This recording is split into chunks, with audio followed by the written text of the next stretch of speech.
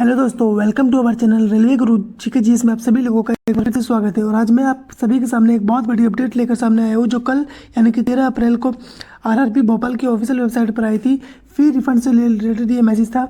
आप लोगों को भली बात ही पता होगा, नोटिफिकेशन के टाइम जब भी आरआरबी लेवल 101/2019 का नोटिफिकेशन आया था ग्रुप डी का, तो उसमें आप सभी लोगों से यानी कि यूआर, ओबीसी और ईडब्ल्यूएस वालों से 500 रुपये फी लिए गए थे। इसके अलावा एसटी, एससी गर्ल कैंडिडेट और पीडब्ल्यूडी वाले जितने भी कैंडिडेट थे उन सबसे 250 रुपये लिए गए थे। तो अब कल रेलवे ने नोटिफिकेशन ऑफिशियल डालकर ये घोषणा कर दी है कि अब हम सबकी फी रिफंड करने वाले हैं। जिसने भी 500 रुपये दिए थे उसके हम 400 रुपये वापस कर देंगे। इसके अलावा जिसने 250 रुपये किए थे उसके हम 250 रुपये वापस कर देंगे। क्योंकि आपको पता होगा कि एसटी, ईडब्ल्यूएस और गर्ल कैंडिडेट की फीस नहीं लगती, 0 रुपये फीस होती है, इसलिए इनके सारे पैसे वापस कर देंगे। इसके अलावा ईडब्ल्यूएस, ओबीसी और यूआर कैंडिडेट के 100 रुपीज़ फीस लगती है, 100 रुपीज़ फीस लगती है, तो उनके 400 रुपये वापस करेंगे। चलिए ऑफिशियल नोटिफिकेशन में वीडियो में आगे बढ़ते हैं और ऑफिशियल नोटिफिकेशन को देखते हैं। ये देखिए दोस्तों, मैं अभी आरआरबी भोपाल की ऑफिशियल नोटिफिकेशन ऑफिशियल वेबसाइट पर आ गया हूँ आपके सामने। तो चलिए इसमें हम आगे बढ़ते हैं वीडियो में और देखते हैं कि वो नोटिफिकेशन फी रिफंड से रिलेटेड। तो ये देखिए दोस्तों, आप लोग देख सकते हो नोटिफिकेशन नंबर 1 में ही, notice for refund of exam fees for CA number RC/01/2019। तो इस नोटिस को जब हम ओपन करके देखते हैं तो ये आपको इंग्लिश में मिलेगा और हिंदी में मिलेगा। चलिए हम हिंदी में ओपन करके देखते हैं इसको। ये देखिए दोस्तों, जब हमने नोटिस को ओपन किया तो आप देख सकते हो, भारत सरकार रेल मंत्रालय रेलवे भर्ती बोर्ड सूचना, केंद्रीकृत रोजगार संख्या RRC/01/2019 लेवल 1 के अभ्यर्थियों की ध्यानपूर्वक हेतु परीक्षा शुल्क की वापसी बैंक खाता विवरण अपडेट करना।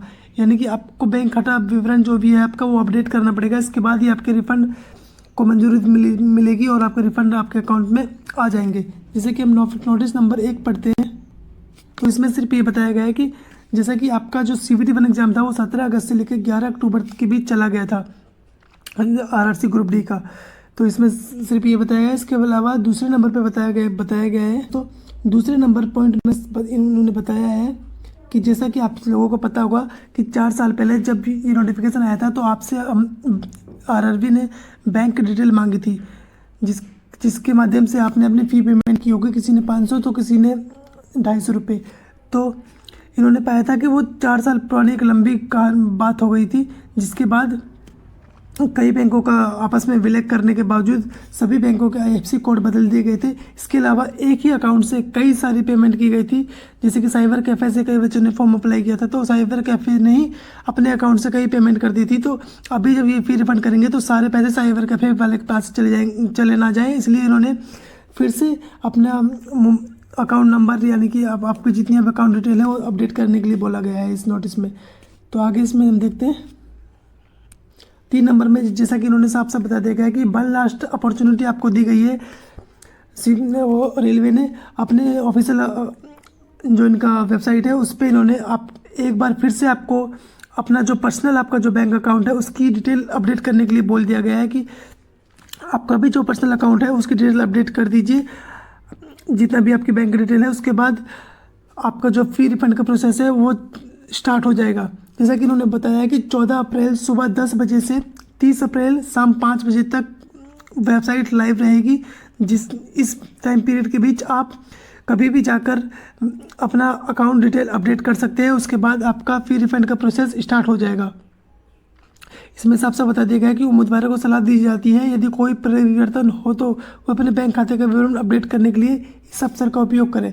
यानी कि अगर फॉर्म अप्लाई करते समय अगर आपने साइबर कैफ़े से फॉर्म अप्लाई करवाया था, उस टाइम आपका बैंक अकाउंट नहीं था, लेकिन अब आपका बैंक अकाउंट बन चुका है, तो आप ऑफिशियल वेबसाइट पर जाइए 14 अप्रैल से लेकर 30 अप्रैल के बीच में और अपना बैंक अकाउंट अपडेट कीजिए ताकि आपका रिफंड आप ही के अकाउंट में आए। और साथ ही चौथे पॉइंट में बता दिया गया है कि जब भी आप ऑफिशियल वेबसाइट पर जाकर बैंक अकाउंट अपडेट करें तो सावधानीपूर्वक ध्यानपूर्वक बैंक अकाउंट अपडेट करना, सही IFSC कोड डालना, सही अकाउंट नंबर डालना और सही जिनका ये बैंक अकाउंट है बैंक बेनिफिशियरी का नाम भी सही होना चाहिए। कोई भी गलती होने पर रेलवे उसके लिए जिम्मेदार नहीं होगा, फिर आपकी फ़ीस वापसी नहीं की जाएगी। और 5वें पॉइंट में जैसा कि इन्होंने बताया है, जैसे कि आगे आप नोट में पढ़ोगे तो इन्होंने 5 इंपॉर्टेंट नोट इन्होंने बना कर दिए हैं। सबसे पहले इन्होंने बताया कि आप जो बैंक अकाउंट अपडेट करोगे ऑफिशियल वेबसाइट पे जाकर, उसकी लास्ट डेट 30 अप्रैल है। तो 30 अप्रैल के बाद अगर आप अपनी बैंक डिटेल अपडेट करोगे तो वो मान्य नहीं होगी। इसके अलावा फिर रेलवे जिम्मेदार नहीं होगा आपके फी रिफंड के लिए।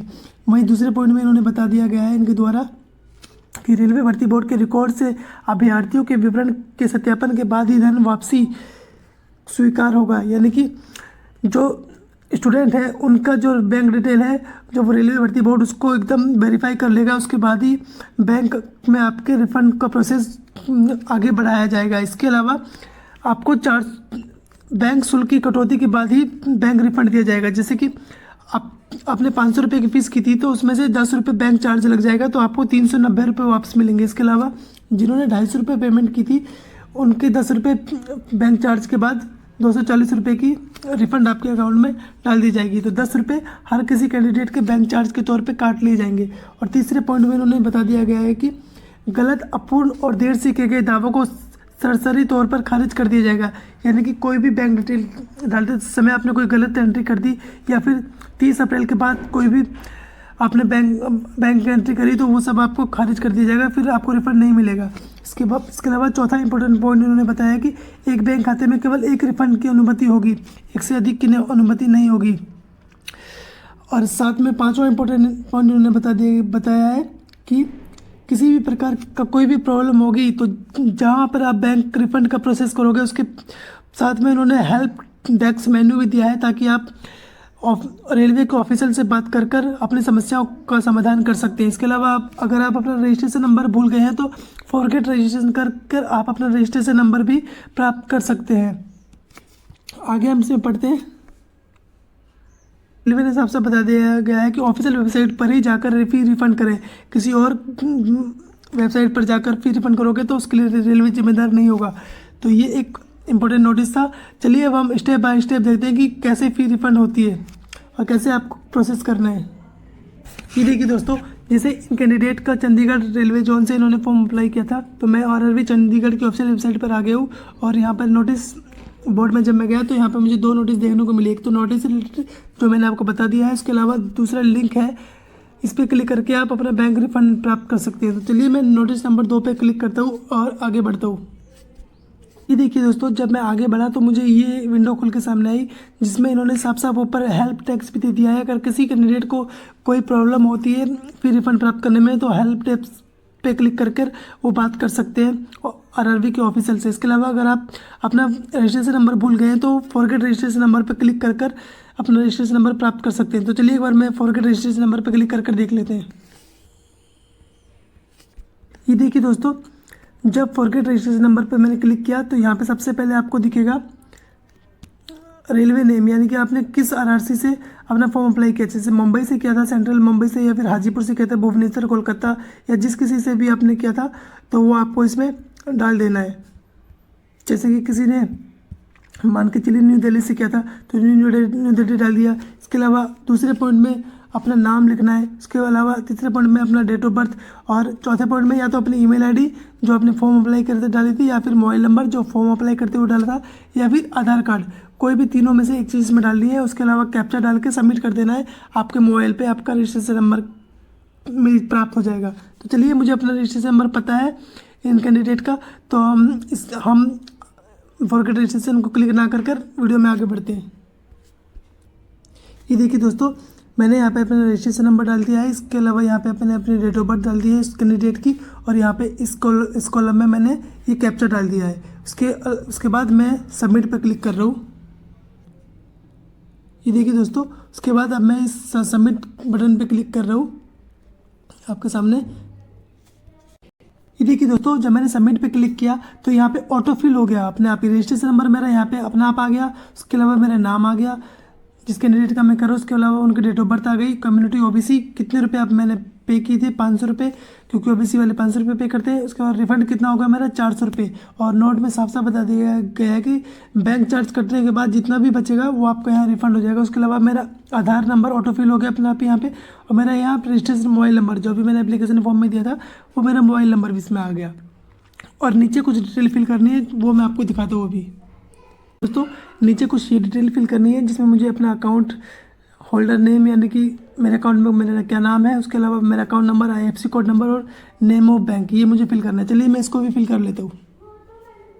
ये देखिए दोस्तों, मैंने अपना यहाँ पे नाम लिख लिया है, उसके अलावा अकाउंट नंबर मैंने अपना यहाँ पे फिल कर लिया है, उसके अलावा IFSC कोड नंबर मैंने बैंक पासबुक में अपने देख के IFSC कोड नंबर डाल लिया है, और मेरा bank state bank of India SBI है तो मैंने वो लिख लिया है, और यहाँ पे चेक मार्क को मैंने टिक कर लिया है। अब मैं सबमिट पर क्लिक करूँगा।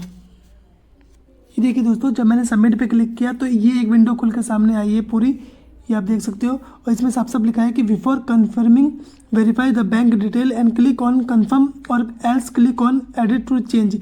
यानी कि ये कन्फर्म मैसेज से रिलेटेड मैसेज है कि अगर आप अपने डिटेल चेक कर लो, अगर कोई भी मिस्टेक है तो आप एडिट करके दोबारा से उसमें एडिट कर सकते हो, या आपके नाम के स्पेलिंग में कोई मिस्टेक है, या फिर IFSC कोड डालने में कोई प्रॉब्लम हो गई है आपको, या फिर bank account detail account number डालने में कोई गलती कर दी है, कुछ भी गलती हो गई होगी तो एडिट पे जाके फिर से आप सही कर सकते हो। लेकिन अगर आपकी कोई गलती नहीं होगी तो आप कन्फर्म पे क्लिक कीजिए। तो मेरी कोई भी गलती नहीं है तो मैं कन्फर्म पे क्लिक करूँगा। तो चलिए वीडियो में आगे बढ़ते हैं।